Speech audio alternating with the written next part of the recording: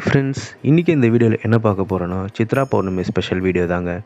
இந்த கோயில் பார்த்திங்கன்னா அருட்கோட்டை முருகன் கோயில் சொல்லுவாங்க. இது வந்து தண்டையார்பேட்டையில் இருக்குது. எவ்ரி இயர் இங்கே பார்த்திங்கன்னா சித்ரா பௌர்ணமி ரொம்பவே ஸ்பெஷல். அதுக்கப்புறம் சாமியை வந்து தேரில் ஏற்றிட்டாங்க. அதுக்கப்புறம் இடையில் பார்த்திங்கன்னா அன்னதான நிகழ்ச்சியும் வந்து நடைபெற்றுச்சு. அதுக்கப்புறம் சாமி ஊர்வலமும் வந்துருச்சுங்க.